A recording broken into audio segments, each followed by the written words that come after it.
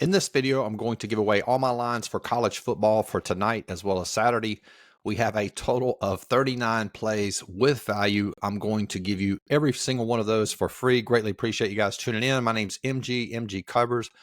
Before we do that, just a reminder on Instagram, I give out all my plays for free. Also, you get all my soccer lines for today. So if you follow me there, you'll be able to see that. There's a link to follow me in the description of this video. It's MGCovers, cover spelled with the Z on Instagram. Before we get into all of the lines for NCAA football, I do want to review and show you the success we've had with college football year to date. This is a brand new model, and I think the way that I'm structuring the lines has drastically increased the win percentage. Year to date, we're 24-15, which is about 62%. We probably will not finish at 62%. There will be some regression. We've yet to have a losing week in college football. I think we had 2 weeks that we basically split out. So just a point of emphasis about regression. So this could be the week where we have a losing week. No way to predict that, but that is normal. Regression is normal in sports handicapping. Now, let's dive into the numbers. And while I'm doing this, if you go in the description of this video, there's a link that you can actually see this page. So if you want to follow along, you'll be able to see this for the entire weekend. So if you happen to catch this video, say at 4 o'clock on Saturday, I'm recording this now at 11 a.m. on Friday. So some of the lines may have moved because I'm going to show you the books lines for these as well. But nonetheless, you'll be able to reference this later or during this video. So just a quick review of the games so far this week. Kennesaw State, that was a loss. New Mexico State, we had it minus 11.5. They were home. That cashed at plus 370. Sam Houston was a loss. Texas El Paso, another win for the model, cashed at plus 215. And just a reminder, if you're new, college football teams win 70% of the time at home. So it's very advantageous if you are favoring a dog at home. Extremely advantageous to play that team on the money line. Marshall last night, we had it minus 27. That was kind of a backdoor cover there. Probably should have lost that one. That one actually won, as well as Virginia Tech. So model off to a really good start. And I'm going to explain the yellow and the X's as well. The X means that is a play. It's really just tracking for me more than anything else. The X means that was a play that I back tested, that I used during the original back test. Means it's a more solid play than the quote yellow plays. The yellow plays means that that play simply has value, meaning it has approximately 5 points of value, meaning my line versus the book's line. So as I go through this, if you want a very simple way, if you're watching this whenever, you can just scroll through this entire list. And if you just want to play, quote, high percentage plays, you can just play all the X plays, which I think there's like 9 of them. Now, the yellow plays, generally for me, the way I'm handicapping them, I want to see some type of positive line movement in our direction, whether it's from opening to close or if it's a late, sharp move. Especially with an away team. Again, going back to the fact that away teams only win 30% of the time, very difficult to win as well. Not necessarily cover, but want to make sure we have line movement in our favor if I'm playing some of the quote yellow plays. All right, so let's go through this rather quickly, and I'll have some explanation as well. So this is tonight, Florida State and Duke. We have Duke as a potential play, minus 10. The books have us at 3, so we have a 7-point differential. And also Nevada late. X, that's a play. We have the line at minus 23. It's a 3. Again, no reason to take the points here. Very advantageous to play on the money line. So if you're going to play that, I'm not sure what you could get. It's probably going to be maybe plus 120, plus 130, somewhere in that range. So extremely advantageous to play on the money line. All right, moving along, Virginia Clemson. Again, that's another good example here. Virginia Clemson, it's plus 21. Another thing to consider when you're handicapping NCAA football, this is a very important statistical property. A statistical property is a term I came up with. If you say that in the sports betting community, nobody will know what that means. It's basically a fact about that sport. Teams that win in NCAA football cover 70% of the time. So a way to interpret this, you shouldn't play a game in NFL or NCAA football unless you believe that team can win. because a common misconception, you'll hear a lot of handicappers say, I don't think they'll win, but I think they'll cover. Well, that's flawed, because if you don't think they're going to win, then there's only a 30% chance in college football that they're going to cover. And in NFL, that's 20%. So you have a lot working against you. So in a game like Virginia-Clemson, if I don't feel like Virginia has a chance to actually win the game, it would be better to pass on that. And again, a lot of that's contingent upon line movement as well. All right, let's keep scrolling. Wisconsin, really good value there, albeit on the road, minus 26.5. That line is 7.5. Another thing that I've done this year, if you go back and look at the betting log here, I only played, the beginning of the year. Take a look at that Auburn game there at minus 12. Since then, the max I will play on a favorite, looks like I did it with Army as well, is right around that number. I don't like to play more than a touchdown. Again, it's very difficult to cover more than that. You can see the only other game I played Auburn minus 12. If you scroll down there, it looks like Army was minus 7.5. But again, they still cover. But the majority of time, the max I will go. Let me keep scrolling, make sure I'm correct in saying that. Yep. Yeah, generally the max I will go would be minus 7. And the reason for that, the philosophical thought behind that, it's the same reason in Major League Baseball. I played no run lines in Major League Baseball, very successful season, up 34 units, is that I would play a money line up to minus 150. If it was more than that, it would simply be a pass. Why? Is it easier to beat a team by 1 run, or is it easier to beat a team by 2 runs? Easier to beat a team by 1 run. And the same concept holds true for college football and NFL. Maybe a team has an injured quarterback, or maybe they open up giving up a touchdown on a kickoff, and then they throw a pick six. Now they're down 14. Well, if you only play up to minus 7, they only need to win by a touchdown, which is basically 1 possession. So that's the sort of philosophical thought behind that, and it's proved to be successful this year. All right, going back to the lines itself, Indiana minus 15. We have them at 6.5. The books have them at 6.5, so we have value there. Louisiana minus 16.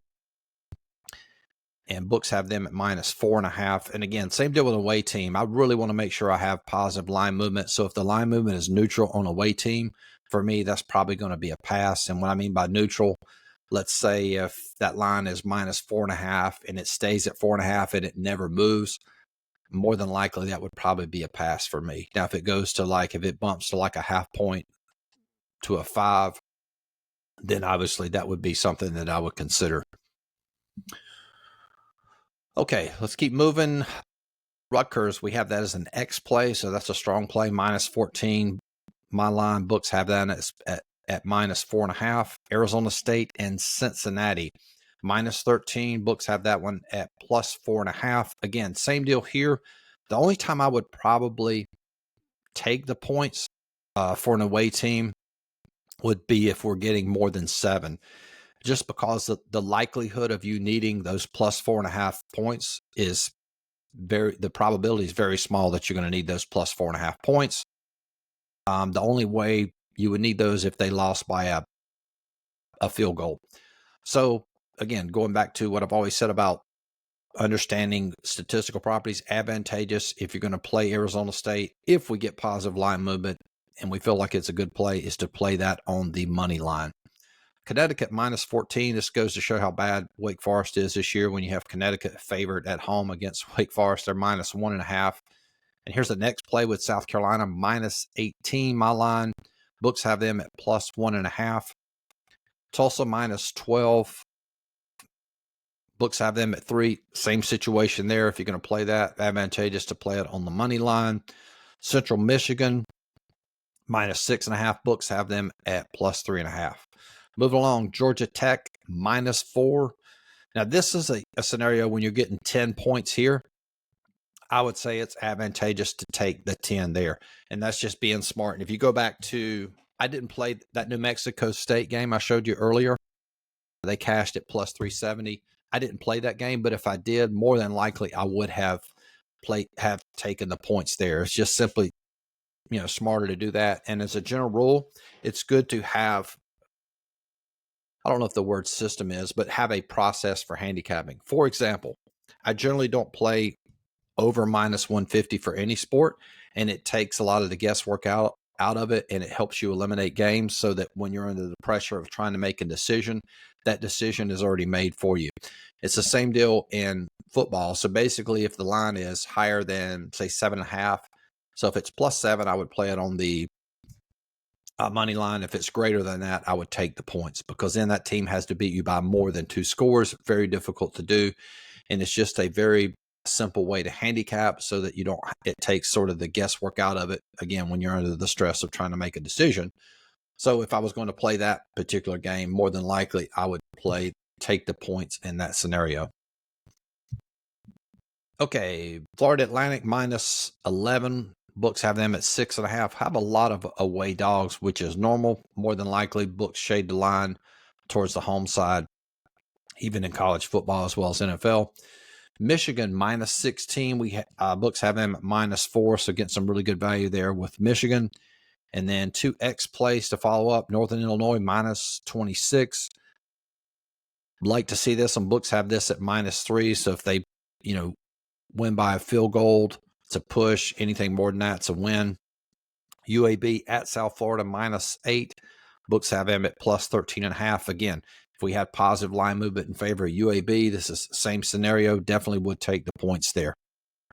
NC State, California getting +10 on the road. Old Dominion at home getting +10. Same scenario there. Would take the points for Old Dominion. All right, Alabama and Tennessee. Tennessee +3. Sort of surprised at that line a little bit. And again, when you're trying to understand lines, remember that the books line is not based on any kind of statistical formula. It's based on the market perception of those two teams at play, meaning the market believes Alabama's just a little bit better than Tennessee. So if Alabama was at home, that line would probably be like maybe -6. If it's -3 on the road, they would probably be somewhere around -6 if those roles were reversed. But again, nonetheless, value there with Tennessee +3. Western Michigan, Buffalo, -13. My line, books have it at -1, so some good value there. 12-point differential in favor of Western Michigan. Ohio, -14. Books have it at 3.5. If I played that, I would definitely play on the money line. Texas Tech, -11. This one's kind of tight, but I generally like to see about a +5 differential, and we have it there. -11, -6 is a 5-point, and that's basically my point of value, meaning I want to see at least 5 points difference between my line and the books line. USC and Maryland, I have this one in there, but this would be probably a pass, just simply because USC having to win by 2 on the road, very difficult to do. Of course, that would be contingent upon line movement. If it's 7.5 and it moved down to 7, obviously I would pass. So more than likely, this would probably be a no play all around. Wyoming and San Jose State. Wyoming -6, getting +11.5 on the road. Here's an X play here for Arizona at home. -11, my line. Books have them at -2.5. You like to see that because they win anything a field goal or better. That's a win. Wrapping this up down the home stretch. New Mexico, -15. Books line -2.5. Southern Miss, -3. My line, books are getting +6.5. Again, if we'd have positive line movement, maybe that line went down to 6. That would be one that I would play on the money line. Texas and Georgia, that's probably the most anticipated game on the slate. Texas pretty heavy favorites there over Georgia, -4.5. We have Texas at 16. We probably have Texas. If I actually ranked all the teams, I would probably have Texas as the best team in college football. And that's obviously a no-brainer, right? Another X play there, Iowa, -6. Air Force, -6. Books are getting +6.5. Utah wrapping this up, the final play, -12. And books have that one at 3.5. So just to review the X plays, I think there was like 9 X plays. We'll kind of go through this. So again, and what I mean by X plays, these were plays that I tested via the back test, meaning they're not contingent upon line movement. Now, for me, the way that I'm capping now this year, that doesn't necessarily mean it's an auto play, meaning that all the X plays I'm going to play. But if you're looking for a very simple way to handicap, that's one way you could do it, is just play the X plays. So that would be Iowa, Arizona, Northern Illinois, UAB, South Carolina, Rutgers, Wisconsin, Duke, and that's it. I think that's like 9 plays. So anyway, greatly appreciate you guys tuning in this video. Like this video, subscribe to the channel, and we'll talk to you guys soon. Peace.